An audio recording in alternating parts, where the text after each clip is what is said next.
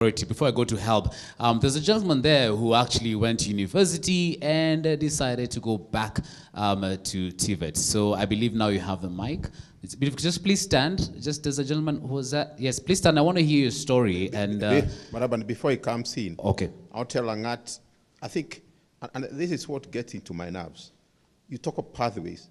2005, sessional paper number 10 of 2005. We suggested that. This is a sessional paper, page 35. It's there. We need to implement. We don't go back to that. Prof, Doctor, there was coming also. May I answer?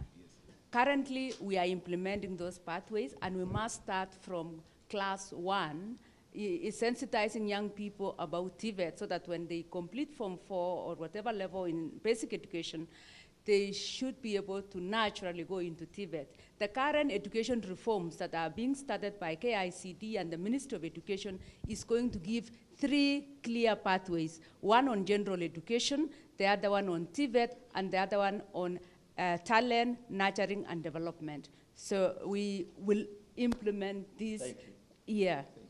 We can, Dr. Mezi, I hear you, and actually that's really great coming in from government, also Professor Gituro. But also, as Mr. Ringera said earlier, I think before you came, was really more that it also comes in from the, the social fiber and what we've actually inculcated in the youngsters that, hey, you really do not have to, go to the technical training, aim for the universities and that. So the policies, yes, will be there, but also I'm looking at as a government also, how do you also kind of package it in a way that, the youngsters can see that, hey, I also want to go into a technical training institution than go to university. We are going to embed it into the curriculum that the students will naturally do in secondary school what we call STEM. They'll have an option called science, technology, engineering, and mathematics. And we are rebranding Tvet in this way so that they focus more on skills development and naturally would go into Tvet and not get a shocker like the way they do now. But it will start right from nursery school. They start learning skills and appreciate skills. And in that way, naturally, they'll move into Tvet or into talent development or academic or what we call general education out of their own choice. Yes. Thank you, Dr. Mezi. A round of applause, please, to my panelists. I think I like the policy, and I really hope that we stick to what we actually discuss here, and I'm looking towards a follow-up on what we've said. But just before I come to Helb, yes, it's your chance. Please stand, introduce yourself. Just give us your story. How did you, complete university and then went back to technical training?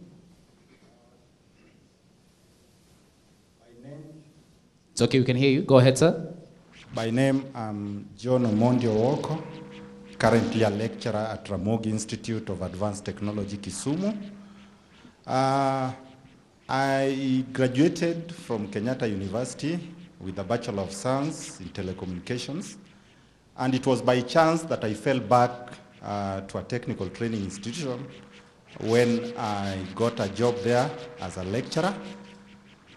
And from then, I discovered that the technical training was more technical compared to even the university where I'd learned, because now what I was engaged in training students on, I realized that the depth of coverage required and even the practical experience was even much more than what I was doing at the university. And I even compared with my colleagues who had done technology at the university with now what was being taught at the diploma and even the craft level. And that really inspired me, and I've done quite a number of courses. One of them, solar installation, and I'm licensed as a T2 holder, yet my area of trade was telecommunications. And again, I've also done higher diploma in human resource management, which I did so well because I realized the course, the content is so relevant and very practical, and that is real inspiration. And it, in fact, it has made me have a mind change in that students, especially the brilliant ones, may need to start from the technical as they go up.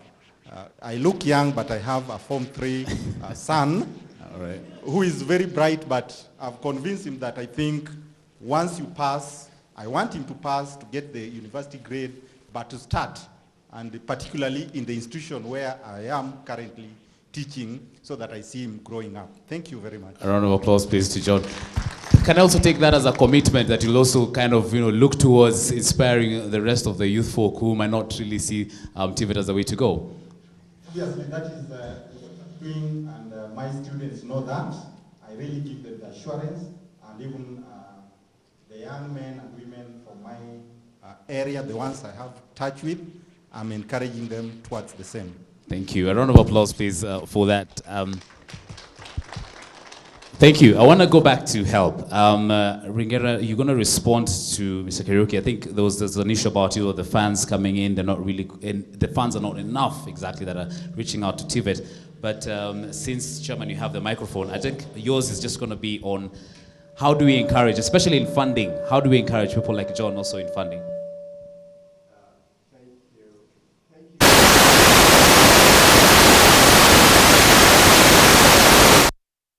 Okay, go ahead, please.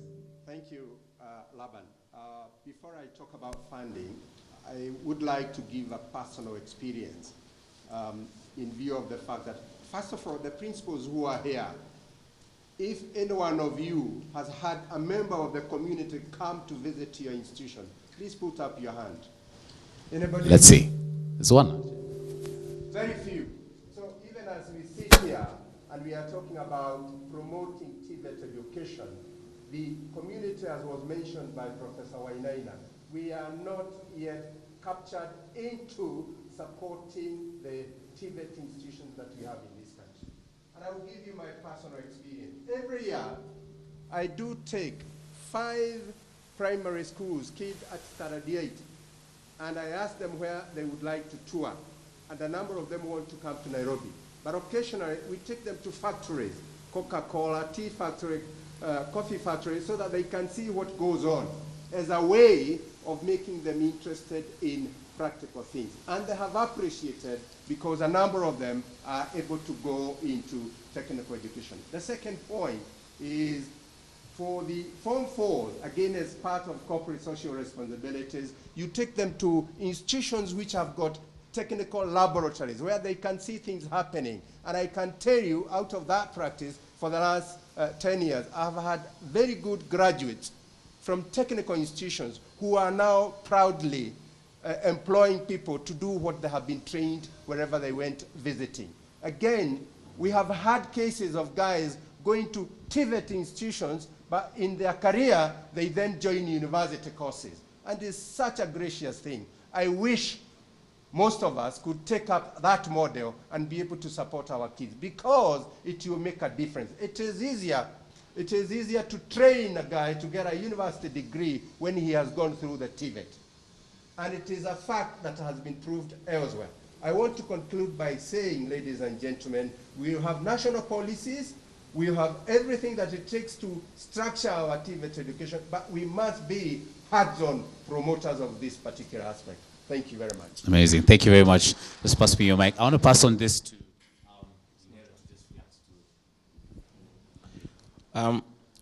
Thank you, Laban. A few things have come, a few issues have come to the fore in terms of how we transmit money, the timeliness of that transmission of the money to the Tvet colleges. Part of tomorrow is really set aside to discuss on how do we improve the system. That is why we have the principals, the deans, and also the CFOs of the various colleges, so that we can see how do we streamline that much, much better. As we think of streamlining that, Jeff, one of my biggest pain points is uptake. The money is there, nobody is taking. You've seen the CS talking about, you've seen the PS talking about, and we are also talking about it. That yes, the money is there, but nobody is actually coming up to take the money. And this afternoon, we'll have an experience of one college that has actually done very well on uptake. What is it that they have done? What is it they have... what tortures the mind of the board of Higher Education Loans Board is that John Moragori is saying that there are some students who have said, I'm not going to university, although I have the cutoff to go to university, but I'll go to Tvet. When they go to university, when help delays with their money, they throw stones. When they go to Tvet, you tell them apply for the money, they don't want to apply. The same students. So, and I challenged the former chairman of Kati, Taruno. I told him, can we commission a paper to be done by these researchers and tell us what changes when a guy goes to Tvet from the one who is going to the university? Because we cannot be able to understand. But it must be a deliberate effort of the board. There are some reforms, of course, which are on the pipeline, and we'll be taking them to the board. One of them has been the cycle of funding. And we have had a long conversation with Kati on the cycle of funding. And Jeff, I want to tell you that we are about to reform that cycle of funding so that it can be aligned to the time the student is actually in school. There is no reason why we shouldn't send money to school when the kid has already graduated. The other one, and PS, I hope this will be taken up, is NEC. These people are doing NEC exams. But NEC is taking 5 months to release the results. So a guy did his exams in November, but the next time that he wants to know whether to continue or not to continue because he has to wait for the year one results is in March. So how can he come back? So this, what do you call it, the DG? Is it seed? Maybe we need to move all the exams now out of NEC to this other one, which is more responsive.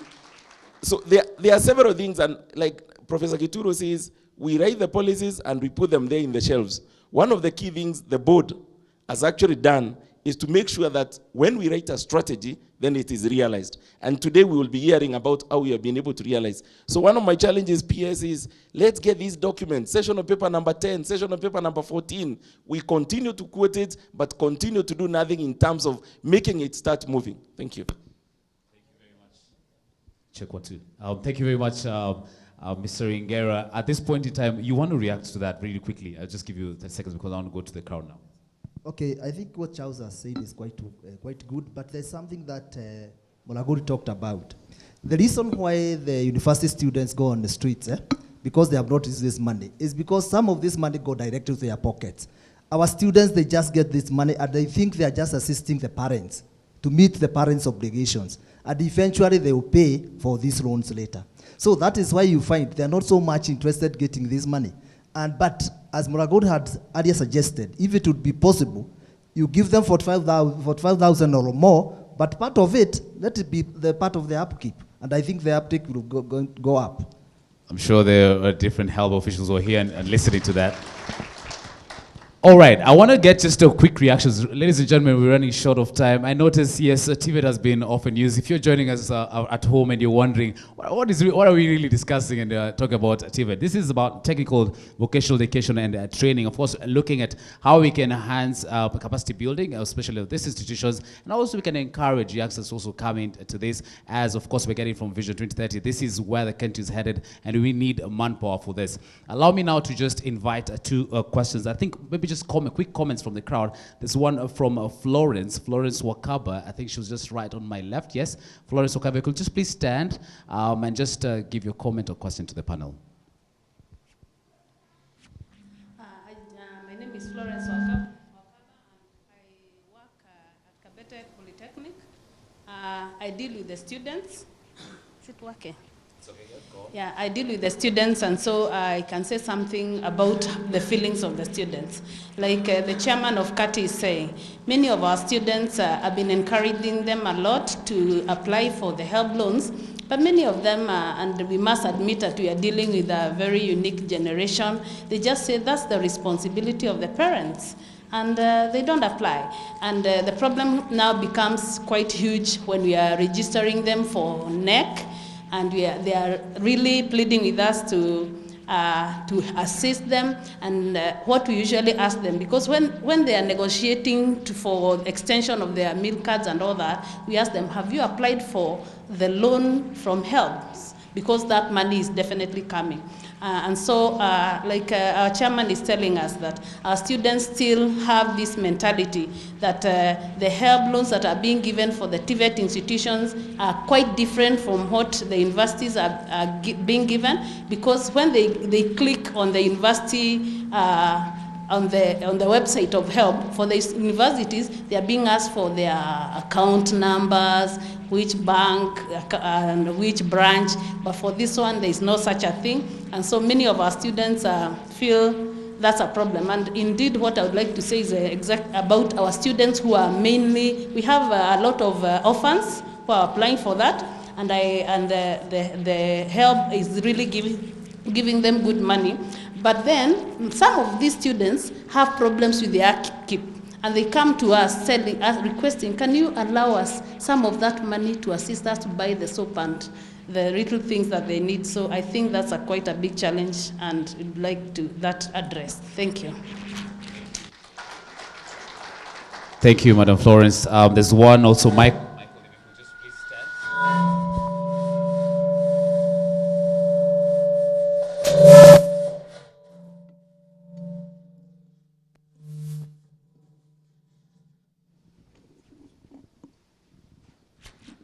Thank you, our able panelists.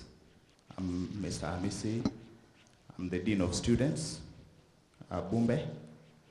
For those who don't know, Bumbe is at the farthest end of Kenya, actually the last landmark of this country. So our challenge with Helb is a bit unique, and that's why I saw purpose to speak. One of the, I'll just look at 3 issues only, because most of them have been handled by others. Number 1 is on repayment. One of the things that is really scaring is the 5,000 shillings.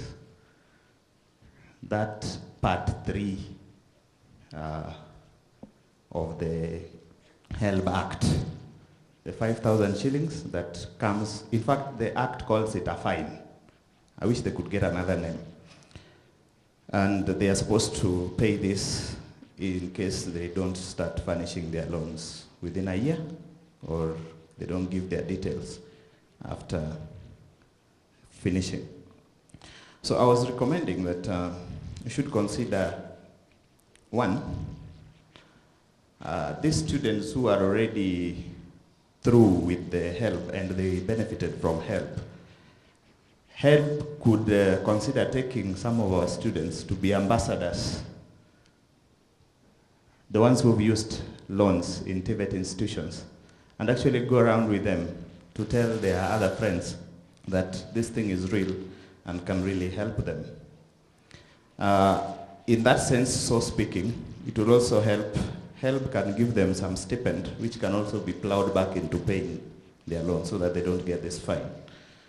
Number 2